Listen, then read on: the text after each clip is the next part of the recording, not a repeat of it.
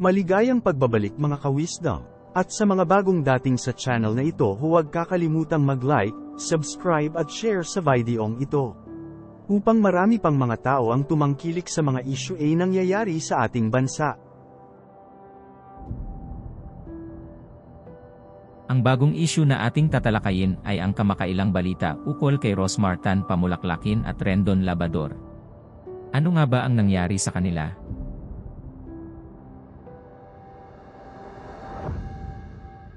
Pero bago ang lahat, kilalanin muna natin sila. Rosmar Tan Pamulaklakin, kilala rin bilang Rosmar Tan, ay isang tanyag na personalidad sa social media sa Pilipinas. Siya ay nakilala sa kanyang mga video blog, vlogs, at mga content sa iba't ibang social media platforms tulad ng YouTube at Facebook. Si Rosmar ay isinilang at lumaki sa Pilipinas. Bagamat hindi gaanong marami ang impormasyon tungkol sa kanyang kabataan, malinaw na siya ay nagpakita ng interes sa social media at pag-vlog mula sa isang murang edad. Nakilala si Rosmar sa social media sa pamamagitan ng kanyang mga vlog na nagtatampok ng iba't ibang paksa tulad ng lifestyle, beauty tips, at mga personal na karanasan. Ang kanyang kakaibang paraan ng pakikipag-ugnayan sa mga taga-subaybay, ang kanyang masayang personalidad ang nagdala sa kanya ng malaking bilang ng tagasunod. Nagkaroon din siya ng ilang mga proyekto sa labas ng social media, tulad ng pagiging endorser ng iba't ibang produkto at brand. Si Rendon Labrador ay ipinanganak at lumaki sa Pilipinas. Siya ay nagkaroon ng malalim na interes sa kalusugan, fitness, at pagpapabuti ng sarili mula pa noong kanyang kabataan. Si Rendon ay nagsimula bilang isang fitness coach, at unti-unting nakilala sa pamamagitan ng social media. Ang kanyang mga videos tungkol sa fitness routines, healthy living, at motivational speeches ay naging popular sa mga kabataan at mga taong nais magbago ng kanilang pamumuhay. Kamakailan lamang, naging laman ng balita sina Rosmar Tan Pamulaklakin at Rendon Labrador, mga kilalang social media influencers, dahil sa isang kontrobersya na naganap sa Coron, Palawan. Ang insidenteng ito ay nagresulta sa kanilang pagdedeklara bilang persona non grata ng lokal na pamahalaan ng Palawan. Narito ang detalyadong paglalahad ng mga pangyayari.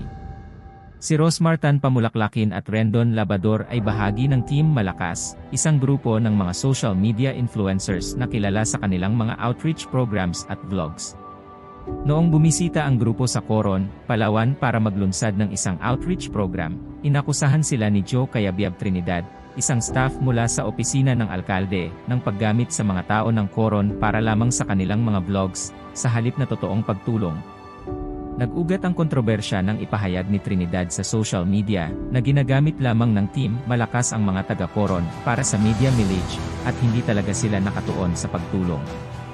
Ayon sa kanya, tila ginawa lamang ng grupo ang kanilang mga aktibidad upang magkaroon ng magandang content sa kanilang mga vlogs. Ang post na ito ni Trinidad ay nagdulot ng malaking reaksyon mula sa publiko at nagbunsod ng mainit na diskusyon sa social media. Bilang tugon, nagkaroon ng mainitang sagutan ang grupo ni Rosmar at Rendon laban kay Trinidad. Ang kanilang sagot ay naglalaman ng mga pahayag na itinuturing ng marami bilang hindi angkop at puno ng kawalang respeto, lalo na sa konteksto ng kanilang layuning tumulong sa komunidad ng Coron. Paghingi ng paumanhin at resolusyon ng pamahalaan. Sa gitna ng lumalalang sitwasyon, naglabas ng public apology sina Rosmar at Rendon. Sa kanilang video, iginiit nila na ang kanilang pangunahing layunin ay makatulong sa mga lokal na residente ng Coron. Gayunpaman, marami pa rin ang hindi nasiyahan sa kanilang paghingi ng tawad, at patuloy ang mga batikos mula sa mga netizens at mga residente ng Palawan. Dahil sa patuloy na pag-igting ng issue, nagdesisyon ang lokal na pamahalaan ng Palawan na maghain ng isang resolusyon upang ideklarang persona non grata sina Rosmar Tan, Rendon Labrador, at ang buong Team Malakas. Ayon sa resolusyon, ang kanilang mga kilos ay itinuturing na hindi naaangkop at nagpapakita ng lubos na kawalang respeto sa komunidad ng Coron. Dagdag pa rito, binanggit sa resolusyon na ang mga aksyon ng grupo ay nagdulot ng undue distress at kahihiyan sa mga tauhan ng opisina ng alkalde at sa buong bayan. Ang deklarasyon ng persona non grata ay nagdulot ng iba't ibang reaksyon mula sa publiko. May mga sumang-ayon at sinabing nararapat lamang ang hakbang na ito upang mapanatili ang respeto at kaayusan sa komunidad. Mayroon din namang ilang nagsabi na maaaring naging sobra ang reaksyon ng lokal na pamahalaan at dapat sana ay nagkaroon ng mas maayos na pag-uusap bago umabot sa ganitong desisyon. Sa kabila ng paghingi ng tawad ng mga influencers, nanindigan ang mga opisyal ng Palawan na ang kanilang desisyon ay para sa ikabubuti ng lahat at upang magsilbing aral sa iba pang mga social media personalities na bumibisita sa kanilang lugar. Ayon kay Palawan Isa ST District Board Member Juan Antonio Alvarez, ang reaksyon ng grupo ay labis at dapat silang maturuan ng leksyon. Binanggit din niya na ang pagtulong sa pamamagitan ng pamamahagi ng tulong ay hindi nagbibigay ng karapatan sa sinuman na hiyain ang mga residente ng Coron. Ang terminong persona non grata ay nagmula sa Latin na nangangahulugang hindi ka nais-nais na tao. Sa legal na konteksto, ito ay tumutukoy sa isang tao na opisyal na idineklara ng isang lugar o bansa na hindi na nila tinatanggap o pinapayagang bumisita sa kanilang nasasakupan. Sa kaso ni Rosmar at Rendon, ang deklarasyong ito ay hindi lamang limitado sa bayan ng Coron kundi sa buong probinsya ng Palawan. Ipinapakita nito ang tindi ng kanilang naging pagkakasala sa mata ng lokal na pamahalaan at ng mga residente.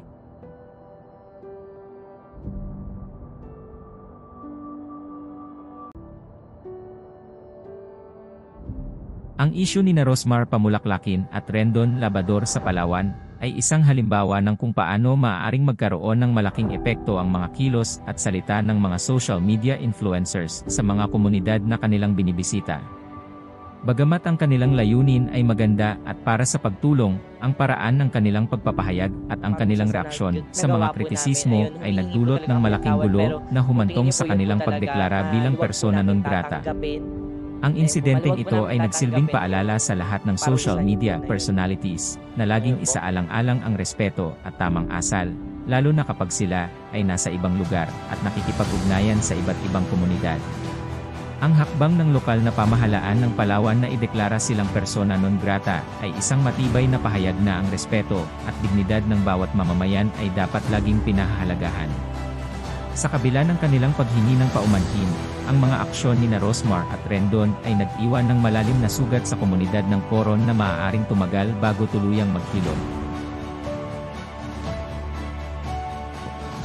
Oo nga pala, bago tayo magtapos, gusto ko lang magpasalamat sa inyong lahat sa pag-subscribe at pagsuporta sa ating channel. Sana'y nagustuhan niyo ang video na ito at abangan ang mga susunod pa nating kaganapan dito sa ating munting tambayan. Hanggang sa muli, maraming salamat at mag-ingat kayo palagi. Paalam.